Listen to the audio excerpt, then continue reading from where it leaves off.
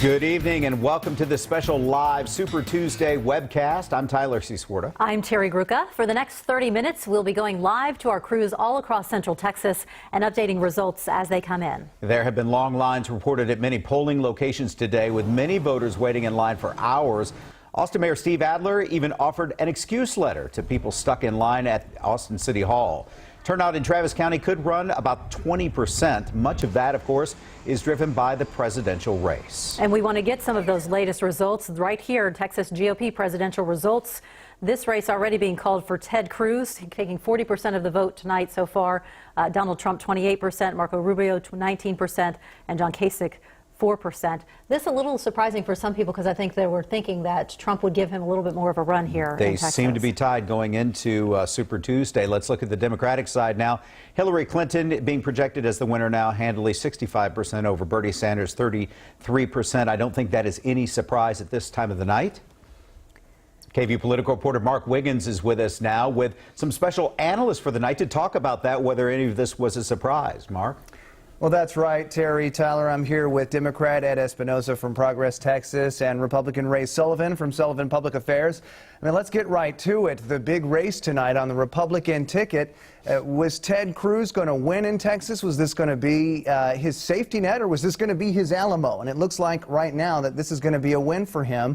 And we just heard the AP reported they're projecting Oklahoma for Cruz as well. So, I mean, I guess that's the question for him, Ray. Is that going to be enough for him to convince people tomorrow this is a two-man race with Donald Trump?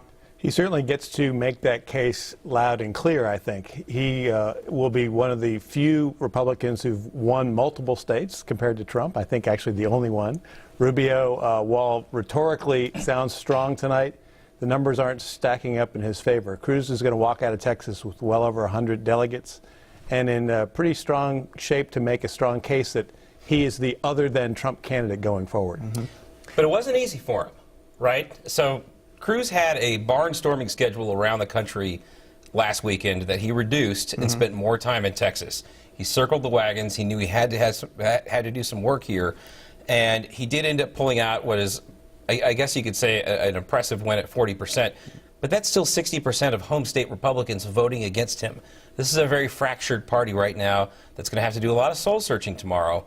And right now, their alternatives are Cruz, and they get this Trump tidal wave coming at everybody. They got some work to do. Tidal wave, a freight train. You're right. Cruz brought in the closers this past week. He brought in former Governor Rick Perry, current Governor Greg Abbott, and basically a who's who of all the folks in the current Republican Party in Texas. But let's get over to the blue team. So we kind of knew going into this that Hillary Clinton stood a pretty good chance of taking a big win out of Texas. Bernie Sanders, the only win he's got tonight is his home state of Vermont. So does he stick around, or is this it? Is tonight the night that Hillary Clinton clinches it? And I think Bernie may have also taken Oklahoma. That's right. Is that right, that we saw earlier? Look, Bernie's not going anywhere. He's got the money. He's got the message. He'll be in this thing for a while. Is he going to win the nomination? Probably not. It doesn't look good. Hillary's got a lot of wind at her back right now. She's winning big wins, double digits, not just by 10 points, but like you saw in Texas here, nearly a 30-point spread. Bernie can continue to take his message out, continue to campaign on the issues of income inequality, minimum wage, the economic messages that he's been bringing to the table. And I think that's good for the party. I actually think it's good for Hillary Clinton as well. But this is essentially going in one direction right now, and I don't see that changing. Right, we've seen the lines tonight. The lines going around the block, people waiting for hours to cast their votes today. Who are they waiting to vote for? Is it Hillary Clinton, or is it Donald Trump? Is it Ted Cruz? Who do you think, Rick? What we've seen in previous elections is that wide open presidential contests bring people out. I think the high water mark was in 2008 with 4.2 million votes cast. We might surpass that tonight. Wide open field, a lot of interest, a lot of TV coverage, a lot of having celebrities in the race. That brings people out, and that brings people involved. And competition. People like to be involved in the horse race. They know that their vote counts, more so than it does in a lot of elections around here, right? So primary is where it's at. I want to play a clip, if we can, from Ted Cruz. Let me see if we have it. It's Ted Cruz. He's talking about tomorrow who is going to stick around and who is not going to stick around. in the Republican race once all of the numbers come in and people get a chance to look at them. Let's see if we can get that on. Tomorrow morning, people's assessments are going to be different. Everyone on Election Day says they will be there forever. But elections narrow the field. And we will see today, I believe, the field continuing to narrow. If you want to beat Donald Trump, we've got to get to a head-to-head, a one-on-one race. One-on-one, not only do I beat Donald Trump, I beat him resoundingly by 16 points, 56-40. What Donald is benefiting from is a fractured opposition. So, do we see more people drop out tomorrow, Ray? Who do you think it could be? It doesn't look like Rubio's going anywhere, certainly, tonight. I think Senator Cruz is right that the field has to narrow if Republicans want to take on Trump, if they want someone other than Trump. And Cruz is going to come out of tonight with a strong case to be made. We've seen in the past, though, that candidates like to stick around. They're able to raise money online and in small donations. In the case of Kasich and Rubio, you've got their home states coming up here in about 2 weeks on the 15th. They might want to stick around. Certainly Kasich has indicated that. So it's hard to predict right now who will drop out. It would be great if someone did and narrow this field and give Republicans a better choice. And that March 15th primaries, those March 15th primaries in particular, are a hurdle for Rubio more so than for Kasich. Kasich has 26% to Donald Trump's 31% in Ohio right now. Single-digit gap. Rubio trails Trump by 20 points in Florida right now.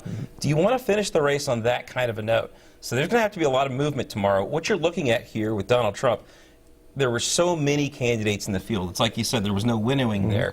You could call it death by 1,000 cuts, maybe death by 17 candidates. Right. Not enough to actually coalesce around an alternative. And now Trump is going to ride this wave tonight to be not just the front runner, but somebody with so much momentum at his back. Can an alternative candidate really slow him down? So, quite a different scenario, of course, on the Democratic side, because you've only got the two candidates. You've got Clinton and Sanders.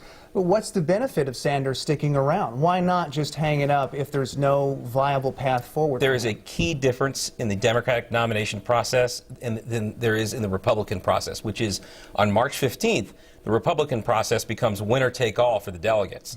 But on the Democratic side, it is proportional the whole way through. So Bernie Sanders can ride this until the end of the process. He can take it to California in June and continue picking up delegates along the way. So when they get to the convention and he wants to make his case and talk about his messages, he's got a whole room of followers that'll be there with him. Mark, from a Republican standpoint, having Sanders in the race and pulling Hillary Clinton further to the left, as we've seen so far, and highlighting the fact that the real heart and soul of the Democratic Party and the Democratic activists really are socialists, is going to help Republicans in the general, and looks like we're going to need it. Well, we've got a lot more ground to cover, but for now we'll hand it back to Terry and Tyler, and we'll come back in a little bit. Hey, Mark, before you go with the guys there, I'm wondering, Ray especially, you have Cruz and Trump possibly coming out on top tonight. And Cruz was talking in that soundbite like he may be the one that the center Republicans will go with once all this is said and done. They're both outsiders, are they not? So who do people come around? Yeah, good question. How does he make that case? Well, he makes the case based on numbers. He's the only one other than Trump that is hauling delegates out of the early primary states in a big haul tonight. He is not the establishment's favorite guy. He's not the establishment's second favorite guy. It remains to be seen, I think, whether Republicans across the country can rally behind Cruz as the other than Trump candidate. I think the heart has been with Marco Rubio. The hope has been with Marco Rubio in recent weeks. The numbers just aren't adding up for Rubio to stick around too much longer. Ed, does that anti-Trump sentiment benefit Democrats? Well, I definitely think so. Anyone but Trump. Yeah, absolutely. Because the thing is that Trump is not. You don't have to run to the left. You could just you could be a centrist and be perfectly far enough to the left of Trump to make a case to the most middle-of-the-road voter. Trump is not a mainstream candidate, but he is the majority candidate for Republicans right now. Having said that, I don't know that Ted Cruz is necessarily a moderate either. I mean, he's campaigning to evangelicals and hardcore conservatives. So this is something that this is kind of a quandary for Republicans right now. Marco Rubio was supposed to be the best general election candidate, the most electable one, and the only guy who couldn't win a primary. Well, we'll be able to teach a political science course on this by the time the 2016 election's over. Ed Espinoza from Progress Texas, Ray Sullivan from Sullivan Public Affairs. Terry Tyler, back to you. Yeah, we will hear much more from you guys. It's very, very informative. And speaking of informative, the man you were just talking about is taking the stage right now. That's right. We've Donald Trump taking the stage. Let's listen into what he has to say. It's going to be much better than making America whole again. So I just want to say that this was an exciting evening. It's so great to be in Florida. It's so great to be at Mar-a-Lago with friends and the press and the media and everybody.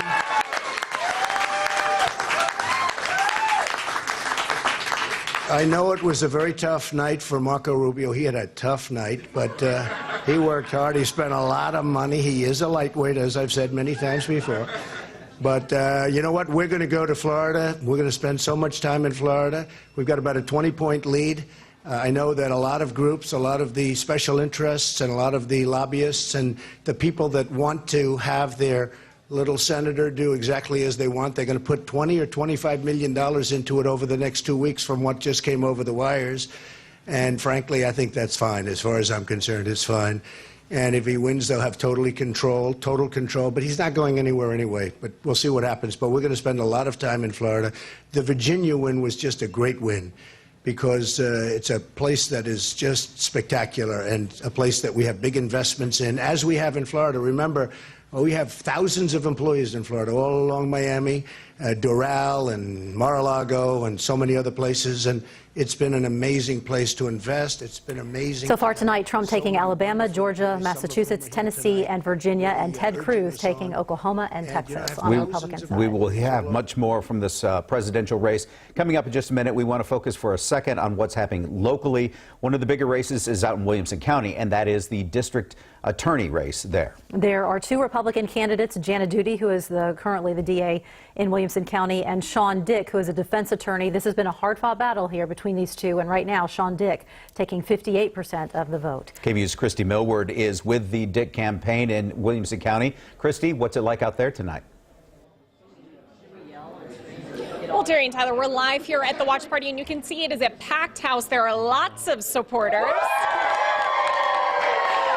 So we are here with candidate Sean Dick.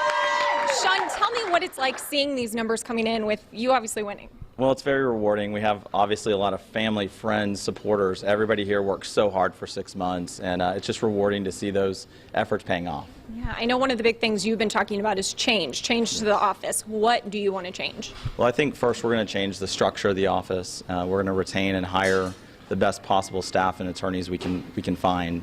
And so I think we're going to start off with good hires and a good structure. Yeah. My last thing, what does this mean for voters, for people in Williamson County? What does this mean for them? I think it means that running a positive campaign really does work, and that as Republicans we need to quit beating up on each other and run positive campaigns, and hopefully that's the message that people get out of a campaign like this. Wonderful. Yeah. Thank you. We'll have more on this coming up at 10. Live in Round Rock, Christy Millward, KVU News. Okay, thanks so much, Christy. We want to let folks know that Ashley Godot is with the Jana Duty camp tonight, and we'll check in with her in just a little bit. Before we do that, we want to talk Travis County now. Another district attorney race that is very hot tonight. And Tony Plohetsky joins us now live with more on that story. Tony?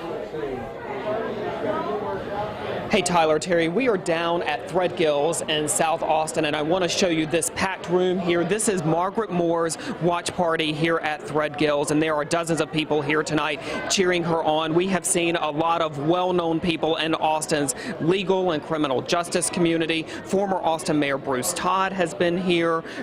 Former County Commissioner Bill Elshire is here. I see Mindy Monford, who is talking to Steve Britton. Steve Britton, of course, is one of the deans of Austin's defense attorney, defense bar here. So a lot of enthusiasm and a lot of energy here tonight after Margaret Moore has a commanding lead, like a 30% lead in those early voting numbers against Gary Cobb. Gary Cobb, of course, has been a prosecutor in the district attorney's office here for about 25 years. Margaret Moore is a former county attorney here in Travis County. They have had a campaign where they've really been running neck and neck in the polls. But one of the things that's really striking about her strong command is that Gary Cobb far outraised Margaret Moore. We are talking within the past month, like $125,000 raised by Gary Cobb compared to her $23,500. So this is kind of a surprise to, I think, many people that she has such a commanding lead here tonight. A lot of people thought that this race was going to be neck and neck, but again, those early voting numbers definitely going Margaret Moore's way. We're actually going to leave from here and go over to talk to Gary Cobb, whose watch party is a few miles away from here, and then of course we will come back here and be here live for KVUE News Night Beat at 10. Reporting live in South Austin, Tony Plahetsky, KVUE News. Hey, Tony, before you go, what do you think this says about the issues that the Travis County District Attorney's Office has had leading up to this with these numbers tonight? Well, I think a lot of people would tell you that this really signifies that voters want a change. They want a new face. They want a new vision for the Travis County District Attorney's Office. And even though Gary Cobb has worked to differentiate himself from Rosemary Lindbergh and going back even further to Ronnie Earl, I think a lot of people believe that he's still sort of that era, of that time, and they think that it's time for a change. Yeah, it's going to be interesting to see how this plays out throughout the night. Tony, we appreciate it. We'll see you on the newscast tonight at 10. Appreciate it. All right, we talked about it earlier. There were some long lines and even some problems out at the polls all across the Austin area today. And KVUE's Tina Shively is at the watch desk with some of the complaints that have been flooding us here on social media. Tina? Yeah, Terry and Tyler, it's not just inside the city either. We've heard about problems with people running out of ballots in Bell County and also waiting online for 2 hours in Hayes County. Now, Phil Novoa reached out to us on Twitter. He was at Parker Methodist today. He was told that systems are down, and he said he's watching them call in each Texas driver's ID manually and that lines are long. Judy Montoya Curbo posted, big fail tonight in Pflugerville. One location had zero signage. 2 locations, computers down, did get it done finally. And Maureen Hall said to us on the KVUE Insider on Facebook, ridiculous line here in Brentwood, Crestview neighborhood. People are turning around and not voting. It's a bigger issue even than here in Central Texas. We're hearing about the same types of problems happening tonight in Dallas and Houston as well. Back to you. That's why early voting helps. Yeah, absolutely. It certainly does. Tina, thank you for that. Ashley Godot has been spending her evening with the Jana Duty camp. That is with the Williamson County DA's office, and the hard-fought race there against Sean Dick tonight. It was. She joins us live now with the scene there at the Duty camp. Ashley? Well, Tyler and Terry, it would appear that Jana Duty is having some sort of watch party, but we can't be certain because we're not allowed in. If you take a look at her house, there is a private property, no trespassing sign posted, and it's handwritten on there, especially the media. So we don't really know exactly what's going on. We were able to see Duty today. She was at Liberty Hill High School out campaigning. However, when we drove up, she hopped in the truck to take off, actually chased her down, literally caught up with her, only to have her shake her head no at me and then drive away. She did post some pictures to her Facebook page of her and her mother and her with a voter to show that she was out there campaigning. But again, she has been unavailable to the media for a few months now, and tonight is no different. We're hoping we can hear from her at some point tonight. Well, fascinating. All right, Ashley Godot live in Williamson County. I've been loving Ashley's reporting all day long, telling us yeah. kind of what she's been doing, you know, out there, because a lot of us what don't she get that sees. perspective. Yeah, for sure. These two district attorney races obviously kind of interesting for our area because it's a total change for both counties. Both counties changing.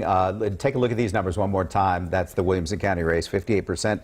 For Sean Dick, who was a criminal defense attorney, but has had district attorney's experience both in Hayes County, I believe, and even maybe Williamson County, I believe it was prior to this. Let's get another check now. Mark Wiggins over with our analyst tonight to talk a little bit more about some of these even local races that we're seeing. Gentlemen?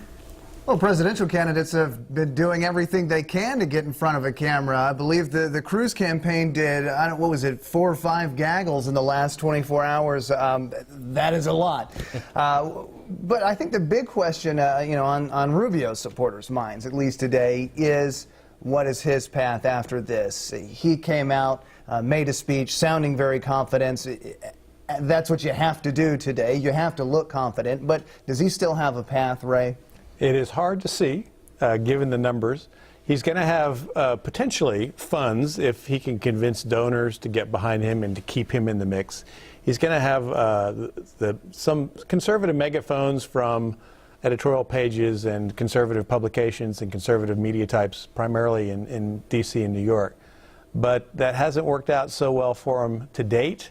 The path is awfully narrow, if it exists at all. It's hard to see how it exists at all. Mm-hmm. Problem he's got right now is he needs a lot of things to fall into place, and none of them are in his control. Everything he has been able to do to date to be able to get votes and get support and get endorsements, that's fine. But he needs other candidates to drop out, then endorse him, then have newspapers go his way, then have those voters that were supporting those other candidates also go his way, and then hope to close the gap that exists there. That's a lot of ifs. And so far, he hasn't been able to do it. And he's running out of time.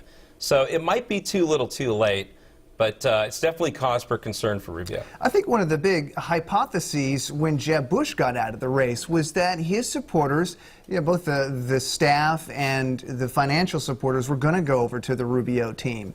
And whether they have or whether they haven't, clearly it hasn't made that much of a difference. Mm-hmm. Do you think right now that some of the big financial backers in the party are just kind of hesitant to take on Trump, seeing this freight train seemingly unstoppable, or will they coalesce eventually behind somebody? The candidates and the establishment and the donors have been reluctant to take on Trump early because they thought he was not serious. Later, because when you attack someone, you're not sure where that support is going to go. You saw Perry come out early and go on the attack. It didn't really help Rick Perry. It is hard to see any way to stop Trump, to be honest. The guy who makes the best case is Ted Cruz, particularly after tonight. Mm-hmm. Rubio, again, has support, has sentimental value with donors and some of the media types and the conservative media. It's almost impossible to see a path for him. There were a lot of stories that came out last weekend about the Beltway insiders in Washington, D.C., the establishment, the donors, who were really freaked out about a Trump candidacy, didn't know what to do. They've got money to give. Problem is, they just don't know where to put it. They weren't able to seal the deal with Rubio. They don't know that Cruz is their guy. And like Ray was saying, do they want to take on with somebody like Trump that has so much momentum behind him right now? Ed, Cruz today, in one of his, I guess he was speaking with media right before he went and early voted. He referenced the polls, the head-to-head polls, showing Hillary Clinton, crushing Donald Trump. Are Democrats looking at this? Are they looking at this Trump train and saying, heck yeah, he's going to be the nominee? It's hard not to, right? You look at that, and it's something that you say, that's something that we'd like to run against, me being a Democrat and all.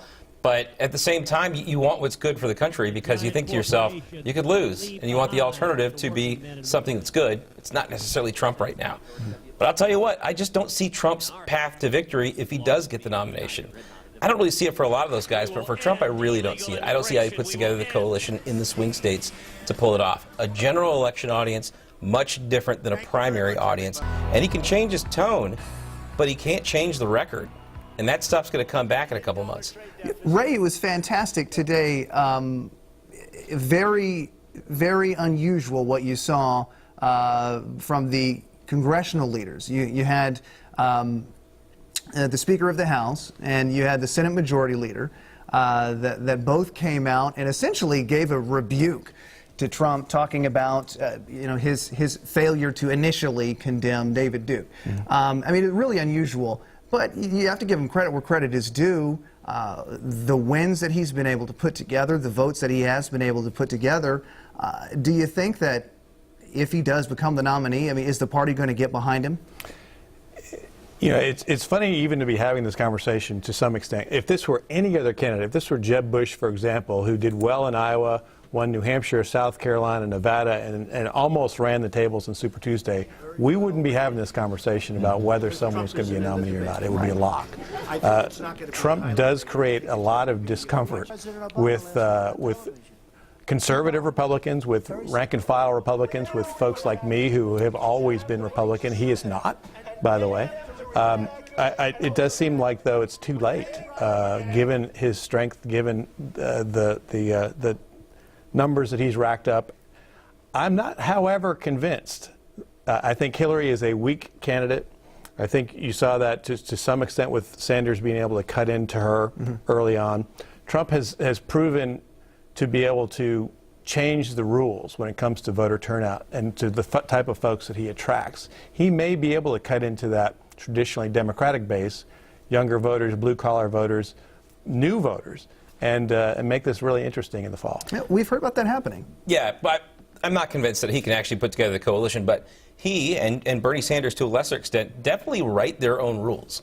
And I think that's what had made their candidacies really interesting this year. And one of the things you were saying, Ray, about how if this was Bush, how we wouldn't be having this conversation, you're absolutely right. I mean, this is a weird year. And let's just say it. Put that in bold. And it's people are really upset with the status quo, and they want things that are different, and that's why somebody like a Trump and even a Sanders can survive this long. Ultimately, it's going to come down to math, of course. I've got a clip up. This is Cruz earlier in the day. He's talking about delegates, the delegate counts, the delegate math. If we've got that ready to go, let's just let that roll out. If a person wants to be the nominee of the Republican Party, or we can hear from Paul Ryan. that was the speaker. That was what we were just talking about. Republican Speaker of the House, Paul Ryan, a press conference earlier today. Here's Cruz talking about the delegates. It is all about delegates. Tomorrow morning, what is likely to happen is Donald Trump is likely to have a whole bunch of delegates. We're likely to have a whole bunch of delegates, and I think there will be a big drop-off for the rest of the field. To get to the nomination, you need 1,237 delegates. And so I will say, for any candidate that wakes up tomorrow morning who has not won any states, for any candidate who wakes up tomorrow morning who has a negligible number of delegates, I think it's time to start thinking about coming together and unifying. Now, you could construe that as an attack on Marco Rubio. Ray, how much of this is just about the math, to his point? It is about the math at this point. We've had a lot of votes cast already, a lot of delegates in the win columns for these different candidates. He's making a compelling case against Ben Carson. I don't know why he's still in. Kasich. And unfortunately, Rubio has not had a good night, it looks like. And Cruz is going to make a strong case, and will be able to make a strong case on the numbers, on his electoral success, that he's the other than Trump candidate and the guy to carry the flag. Look, they're all running out of time, because on March 15th, this goes from a proportional delegate allocation to a winner-take-all delegate allocation. And if there's no alternative, if there's no answer to Trump, it doesn't matter. So the clock is ticking. They have got 15 days. Maybe Cruz is the alternative, but look, Cruz has won as many states as Bernie Sanders. So let's put this into perspective of what type of tidal wave that Trump is crashing down on the Republicans right now. I don't know what the answer is. It's for the party to figure out, but it sure is going to be interesting, whatever they figure out. Yeah, I think we've had the quote of the night. It's been a weird year. Ed Espinosa with Progress Texas and Ray Sullivan, Sullivan Public Affairs. Terry Tyler, back to you. And more to come. Yeah, I don't know if just a weird night if fits it a whole season. Thank you, guys. We do want to give you a live look now at the Ted Cruz party. It is going on near Houston tonight. He has not yet taken the stage, but you can see his family up there already. A lot of supporters, too. No doubt it's going to be a party. It is in Stafford, Texas. It is at a place called Redneck Country Club. Former radio personality down there in Houston it started all this, and they are going to have a fun time. We'll obviously hear more of this coming up tonight at 10 o'clock with a special 1-hour edition of KVUE News Night Beat. And we will have all of your election results, so stay tuned right here on KVUE.com and KVUE On Air. We'll see you then.